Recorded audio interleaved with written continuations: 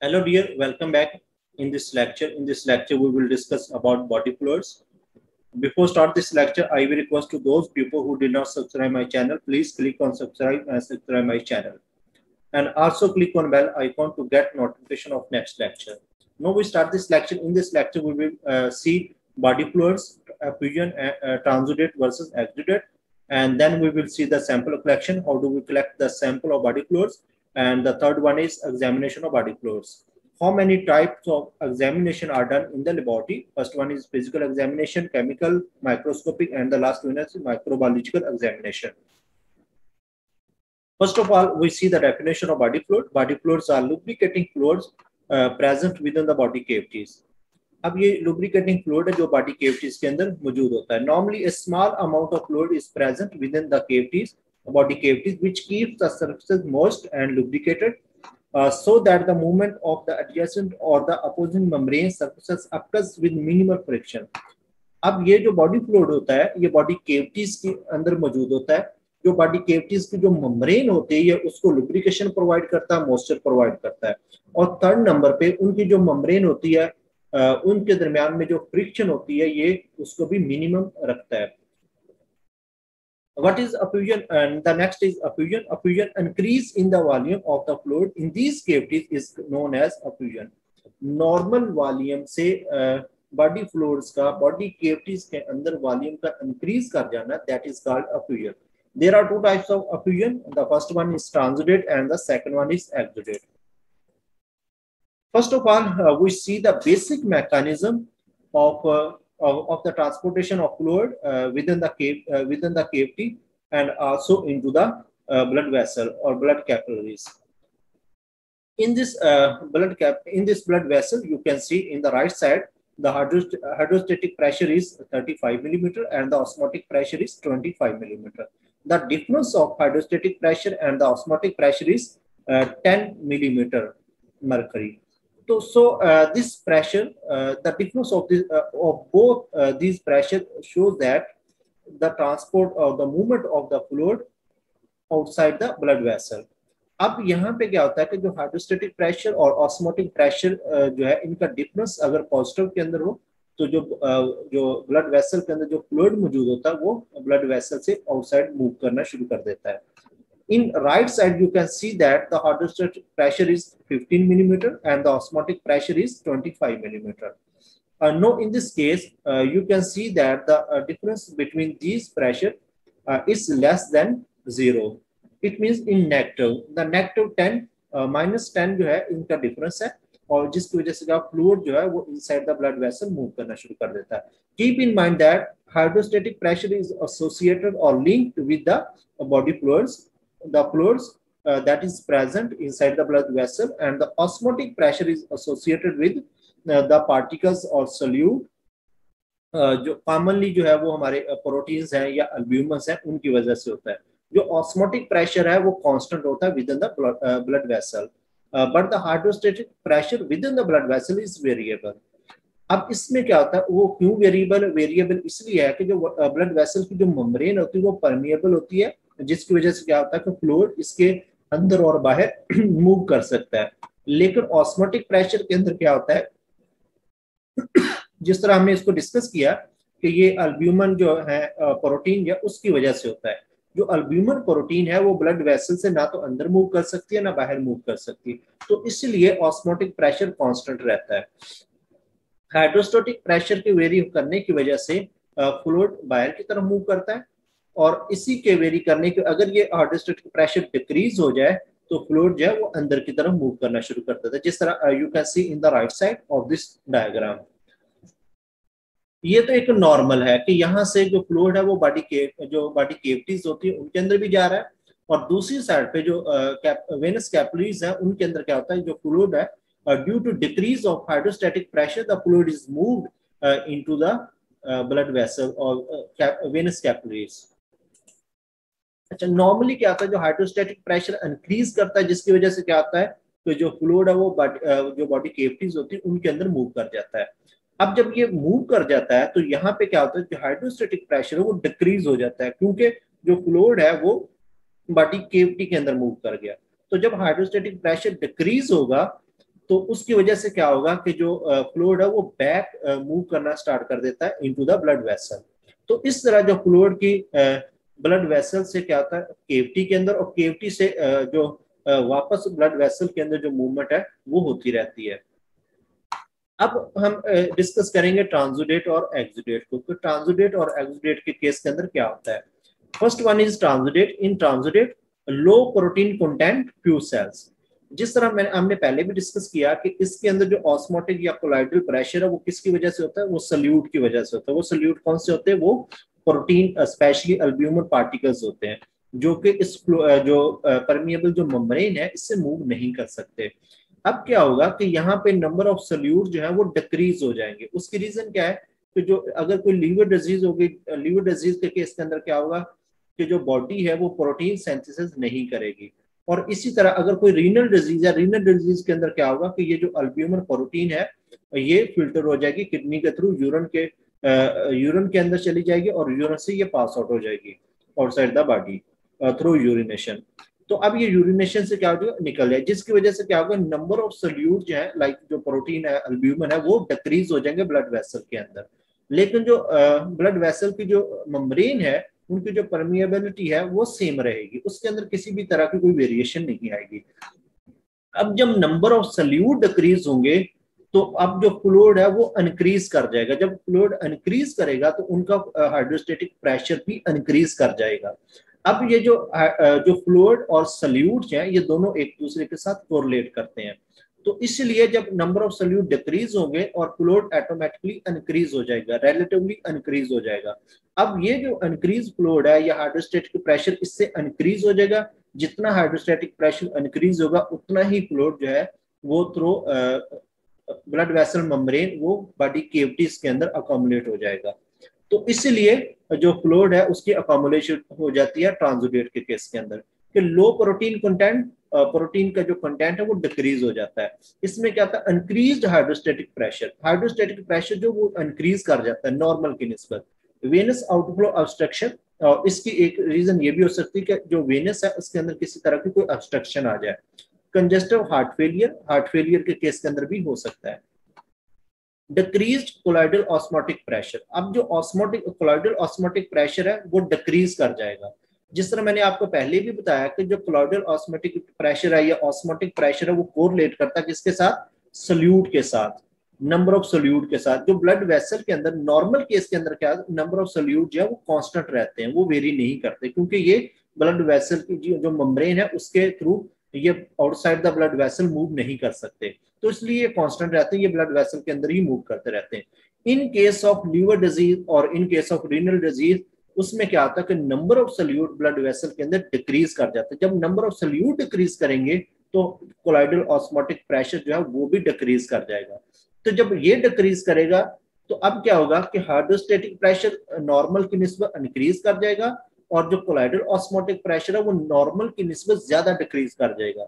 जिसकी वजह से क्या होगा कि हाइड्रोस्टेटिक प्रेशर और ऑस्मोटिक प्रेशर के दरमियान में जो डिफरेंस है वो इंक्रीज कर जाएगा। लाइक कि हमने इसके केस 35 मिलीमीटर जो है हाइड्रोस्टेटिक प्रेशर था और 25 जो कोलाइडल ऑस्मोटिक प्रेशर था, और इनका डिफरेंस 10 था। अब इस केस के अंदर क्या होगा कि क्योंकि फ्लूइड की जो कंसंट्रेशन है, जो वॉल्यूम है as compare to number of solute वो इंक्रीज कर गया, तो हाइड्रोस्टेटिक प्रेशर इसके अंदर 35 नहीं, अब ये 45 55 सपोज कर ले। अब जो कोलाइडल ऑस्मोटिक प्रेशर है डिक्रीज कर गया क्योंकि नंबर ऑफ सल्यूट डिक्रीज कर गए, तो ये 25 था ये 15 हो गया। अब 15 और 45 के दरमियान जो डिफरेंस है वो एटलीस्ट जो 30 का बन गया, तो जो पहले 10 का था। तो इस तरह जितना ज्यादा डिफरेंस होगा उतना ही ज्यादा फ्लूइड जो है वो बॉडी केविटी के अंदर अकोमोडेट कर जाएगा। तो ये था ट्रांसुडेट के केस के अंदर। एक्सुडेट के केस के अंदर क्या होता है? तो जो ब्लड वेसल के अंदर जो प्रोटीन है जिसको हमने जो कोरिलेट करती है या एसोसिएट होती है कोलाइडल ऑस्मोटिक प्रेशर के साथ, अब यहाँ पे जो हाइड्रोस्टेटिक जो प्रेशर है वो सेम रहता है, लेकिन अब यहाँ पे होता क्या कि जो कोलाइडल ऑस्मोटिक प्रेशर वो डिक्रीज हो जाता है। उसकी रीजन क्या होती है कि जहाँ पे जो नंबर ऑफ सोल्यूट है या अल्ब्यूमिन है वो क्या कर जाती है, मूव कर जाती है थ्रू ब्लड वेसल मेम्ब्रेन के। उसकी रीजन ब्लड वेसल मेम्ब्रेन से ये क्यों मूव कर जाती है? क्योंकि इन केस ऑफ इन्फ्लेमेशन और इन्फेक्शन जो इसके दरमियान में जो एपिथेलियल सेल मौजूद होते हैं वो उनके दरमियान में जो गैप्स क्रिएट हो जाते हैं। जब गैप्स क्रिएट हो जाते हैं, यही वो एपिथेलियल सेल थे जो पहले एज ए बैरियर एक्ट कर रहे थे और इन सल्यूट को या अल्ब्यूमिन पार्टिकल्स को बाहर मूव नहीं करने दे रहे थे। अब क्या हुआ, इन्फ्लेमेशन और इन्फेक्शन के केस के अंदर कि जो ब्लड वेसल मेम्ब्रेन थी वो डायलेट कर गई। जब वेजोडायलिसिस हुई तो उसमें क्या हुआ कि इनके दरमियान में गैप जनरेट हो गए, जिसकी वजह से अल्ब्यूमिन पार्टिकल जो easily through blood vessel membrane वो मूव कर जाते हैं बॉडी फ्लूइड के अंदर। जब बॉडी फ्लूइड के अंदर नंबर ऑफ सल्यूट इंक्रीज होंगे तो ऑब्वियसली यहाँ पे क्या होगा कि जो फ्लूइड ऑलरेडी मौजूद है उसकी concentration relative to number of solute वो डिक्रीज हो जाएगी। तो अब क्या होगा कि जो बॉडी फ्लूइड्स जो ब्लड वेसल के अंदर जो फ्लूइड मौजूद है वो outside the blood vessel move करना शुरू कर देगा इनटू द ब्लड के बॉडी केविटीज। अब ये बॉडी केविटीज के अंदर मूव करना शुरू कर देगा। तो इस तरह क्या होगा, अब यहाँ पे सिर्फ अल्ब्यूमिन ही मूव नहीं करेगी, बाकी जो पार्टिकल है, ग्लूकोज है, ब्लड सेल्स हैं, वो भी मूव करना शुरू कर देंगे बॉडी केविटी के अंदर। तो जिसकी वजह से क्या होगा कि यहाँ पे नंबर ऑफ सल्यूट इंक्रीज करेंगे तो जो फ्लूइड की जो कंसंट्रेशन है वो भी इंक्रीज होगी by moving of fluid that is present inside the blood vessel. This fluid start to move into the body cavity. तो इस तरह करके दिस इज कॉल्ड एक्सोडेट। इसमें क्या, हाई प्रोटीन कंटेंट, इसमें प्रोटीन की जो कंटेंट है वो इंक्रीज कर जाती है and may contain some white and red cell, उसके अंदर व्हाइट सेल और रेड सेल भी मूव कर जाते हैं। फ्लूइड एंड प्रोटीन लीकेज, इसमें क्या होता है, जो फ्लूइड और प्लस जो प्रोटीन है, अल्ब्यूमिन है या सल्यूट्स हैं, वो भी लीक हो जाते हैं into the body cavity. Vasodilation हो जाती है क्योंकि इन्फेक्शन या इन्फ्लेमेशन के केस के अंदर, और इंक्रीज्ड एंडोथेलियल स्पेस, जो एंडोथेलियल सेल होते हैं उनके दरमियान जो स्पेस होती है वो भी इंक्रीज हो जाती है, जिसकी वजह से क्या सल्यूट इजीली मूव कर जाते हैं किसके अंदर, बॉडी केविटी के जो फ्लूइड होता है उसके अंदर। तो ट्रांसुडेट के केस के अंदर नंबर ऑफ सल्यूट जो बॉडी फ्लूइड्स के अंदर वो इंक्रीज नहीं होंगे, जस्ट फ्लूइड इंक्रीज होगा।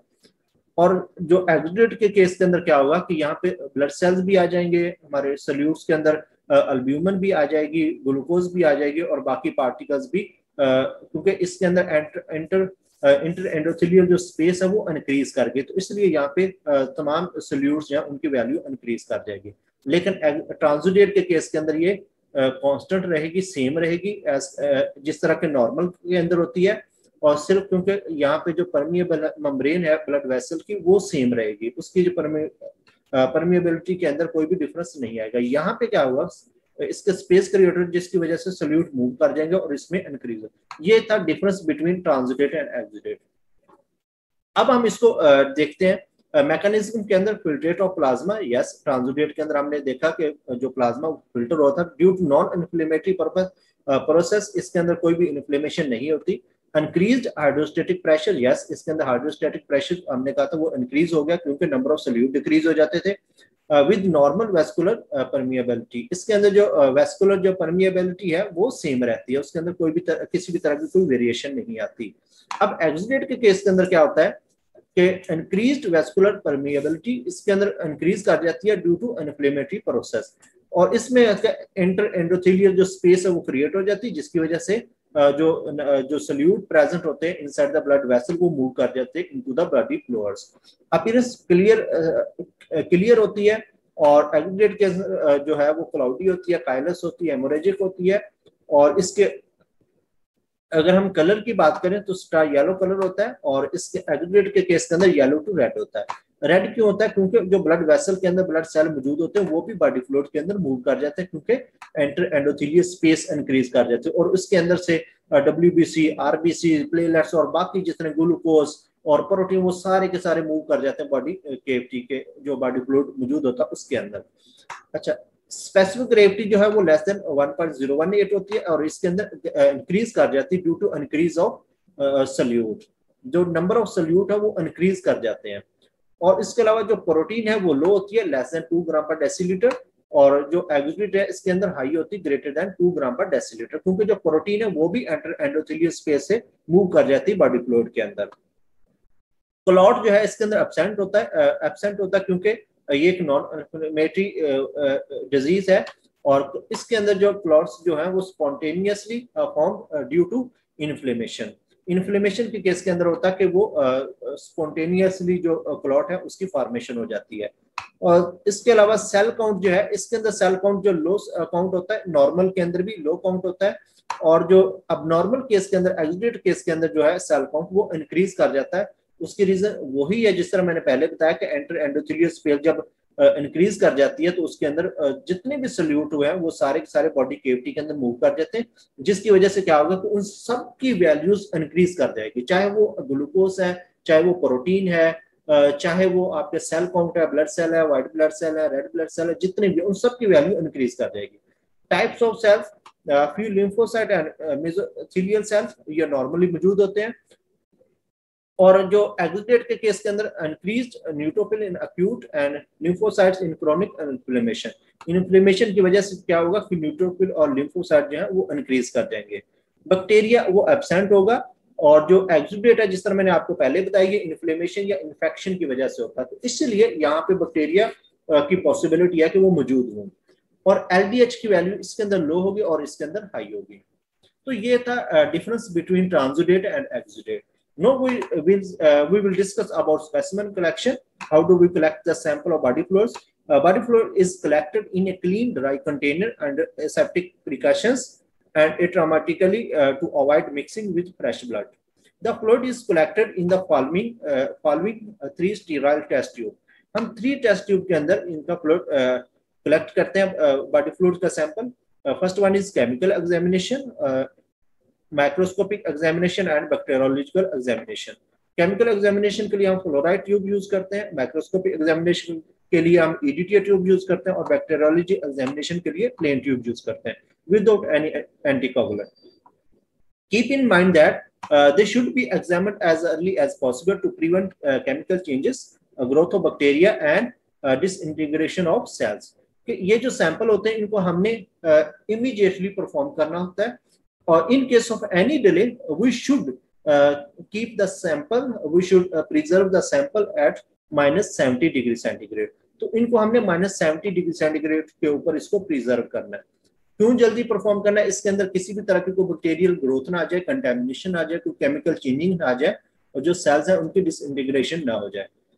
अब सबसे पहले हम examination of body fluids, now we will see the examination of body fluids. हमने इसके अंदर 4 तरह की पढ़ी थी, physical examination, chemical examination, microscopic examination and the fourth one is macrobiological examination. अब इनको वन बाय वन करके हम देख लेंगे। सबसे पहले फिजिकल एग्जामिनेशन, इसके अंदर क्या करें, note volume, colour and appearance. इसके अंदर वॉल्यूम, कलर और अपीयरेंस को नोट करेंगे, और इसके अलावा जो कलर है प्लूरल, पेरिकार्डियल, एसाइटिक या peritoneum fluid usually clear and straw coloured. Turbid जो फ्लूइड है may be due to high cell count और हाई प्रोटीन कंटेंट। अगर बॉडी फ्लूइड के अंदर जो सेल काउंट वो इंक्रीज कर जाए या प्रोटीन की वैल्यू इंक्रीज कर जाए, तो उसकी वजह से क्या होगा कि जो बॉडी फ्लूइड का कलर वो टर्बड हो जाएगा। काइलस या मिल्की कलर होता है with milky appearance, usually indicates high lipid content due to lymphatic obstruction. तो उस केस के अंदर क्या होगा कि इसका जो बॉडी फ्लूइड का कलर है वो काइलस या मिल्की अपीयरेंस हो जाएगी। अब इसके अलावा transudate versus exudate, it is important to differentiate whether the fluid is a transudate or exudate. Transudate is usually seen in all body cavities with disease like heart failure, और इसके अलावा hypoalbuminic condition, AG nephrotic syndrome या kidney disease, cirrhosis, liver disease results in prominent ascites but may also cause pleural effusion. Exudate usually suggests infection or malignancy. उसके बाद हम देखेंगे chemical examination. तो chemical examination के अंदर हम क्या देखते हैं कि प्रोटीन एस्टिमेशन, अगर तो प्रोटीन की वैल्यू नॉर्मल वैल्यू से इंक्रीज कर गई तो इट मींस कि ये क्या है, एक्सुडेट है, और अगर वो प्रोटीन की वैल्यू नॉर्मल होगी तो वो कौन सा होगा, वो ट्रांसुडेट होगा। जिस तरह मैंने आपको बताया कि ट्रांसुडेट के केस के अंदर क्योंकि ब्लड वेसल की जो मेम्ब्रेन होती है उसकी परमेबिलिटी जो है उसके अंदर कोई डिफरेंस नहीं आता, तो इसलिए यहाँ पे जो मूवमेंट होती है सोल्यूट की that are present inside the blood vessel, जो मौजूद होते हैं उनकी movement outside the blood vessel वो नहीं हो सकती। लाइक अल्ब्यूमिन है या ग्लूकोज है या रेड ब्लड सेल है या डब्ल्यूबीसी है, इनकी मूवमेंट नहीं होती, इसलिए वो नॉर्मल रहते हैं ब्लड बॉडी फ्लूइड के अंदर ट्रांसुडेट के केस के अंदर। एक्सुडेट के केस के अंदर क्योंकि एंटर एंडोथेलियल स्पेस वो इंक्रीज कर जाती है तो वहां पे इन सारे पैरामीटर की वैल्यूज इंक्रीज कर जाएगी। तो इस तरह से प्रोटीन, ग्लूकोज और जो अमाइलेज है इनकी अगर तो इनकी वैल्यूज इंक्रीज कर जाएगी तो इससे हमें आइडिया हो जाएगा कि ये एक्सुडेट है और ये किसी ना किसी इन्फेक्शन या इन्फ्लेमेशन की वजह से हुआ है। और जो ट्रांसुडेट के केस के अंदर ये सारी की सारी वैल्यूज सेम रहेंगी, नॉर्मल रहेंगी। उसके बाद हम देखेंगे माइक्रोस्कोपिक एग्जामिनेशन। माइक्रोस्कोपिक एग्जामिनेशन के अंदर हम सबसे पहले सेल काउंट देखेंगे। ब्लड सेल के जितने भी सेल हैं, red blood cell, white blood cells, उनकी वैल्यू एक्सुडेट के केस के अंदर इंक्रीज कर जाएगी, लेकिन ट्रांसुडेट के केस के अंदर इनकी वैल्यू नॉर्मल रहेगी। It is done similar to level to total WBC count using improve Neubauer chamber. Neubauer chamber से हम क्या करते हैं कि WBC जो टोटल WBC या ल्यूकोसाइट काउंट जो है वो करते हैं। नॉर्मली क्या होता है कि फ्यू मेसोथेलियल सेल वो मौजूद होते हैं या फिर लिम्फोसाइट्स इसके अंदर मौजूद होते हैं। डिफरेंशियल जो WBC काउंट, इसका जो प्रोसीजर क्या है कि हम बॉडी फ्लूइड्स को सेंट्रीफ्यूज करेंगे and from the sediment prepare the smear. तो उससे फिर हम क्या करेंगे, स्मीयर बनाएंगे और उसके बाद हम डिफरेंट स्टेन यूज करेंगे। डिफरेंट स्टेन यूज करेंगे कि जो WBC है उसके जो डिफरेंशियल जो काउंट है या जो पेरिफेरल ब्लड स्मीयर का जो डिफरेंशियल जो WBC है उनके लिए डिफरेंशियल काउंट के लिए हम लिशमन स्टेन यूज करेंगे। और जो इन्फेक्शन के केस के अंदर ग्राम नेगेटिव या ग्राम पॉजिटिव बैक्टीरिया को आइडेंटिफाई करने के लिए हम ग्राम स्टेन यूज करेंगे। In case of mycobacterium tuberculosis then we use acid fast stain. Acid fast stain जो है माइकोबैक्टीरियम ट्यूबरकुलोसिस के लिए यूज करेंगे। तो इस तरह ये सारी की सारी जो स्टडी है इन्फ्लेमेशन या इन्फेक्शन के केस के अंदर हम कौन सी स्टेन यूज करेंगे, और जो हमारे पास जो डिफरेंशियल काउंट के लिए हम लिशमन स्टेन यूज करेंगे, और gram stain gram negative gram positive के लिए, एसिडफास्टेन माइकोबैक्टीरियम ट्यूबरकुलोसिस के लिए। Then cytological examination for malignant cell. इसके अंदर क्या होता है, जो बॉडी फ्लूइड होता है उसको हम सेंट्रीफ्यूज करते हैं और उससे फिर हम स्मीयर बनाते हैं। उसका जो सेडिमेंट होता है उससे स्मीयर बनाते हैं, उसको हम फिक्स करते हैं अल्कोहल के साथ, और उसके बाद फिर हम पेपन क्लोज जो स्टेन होती है उससे, या फिर H&E जो स्टेन है या जिम्जा स्टेन है उसके साथ हम इसको स्टेन करते हैं। Cytospin is a better alternative for making smear. और last one is microbiological examination. जो भी हमारे पास बॉडी फ्लूइड है हम उसको जो हमारे पास कल्चर प्लेट्स होती हैं उनके ऊपर हम उसको इनोकुलेट करते हैं। Inoculate after 24 hours of incubation at 37 degree centigrade, then we will see the growth of bacteria either the present or not. तो उसके बाद फिर हम क्या करते हैं कि उसके हम ग्रोथ चेक करते हैं। अगर तो ऑर्गेनिज्म मौजूद है उसकी फर्दर जो है बायोकेमिकल एनालिसिस के जरिए हम उसकी आइडेंटिफिकेशन करते हैं। तो माइक्रोबायोलॉजिकल एग्जामिनेशन के अंदर क्या होगा कि हम जो इससे हमें आइडिया हो जाएगा कि ये जो एक्सुडेट है या इसके अंदर कौन सा इन्फेक्शन मौजूद है या इन्फ्लेमेशन है या ट्रांसुडेट और एक्सुडेट के दरमियान जो डिफरेंशिएट है माइक्रोबायोलॉजिकल एग्जामिनेशन के थ्रू भी कर सकते हैं।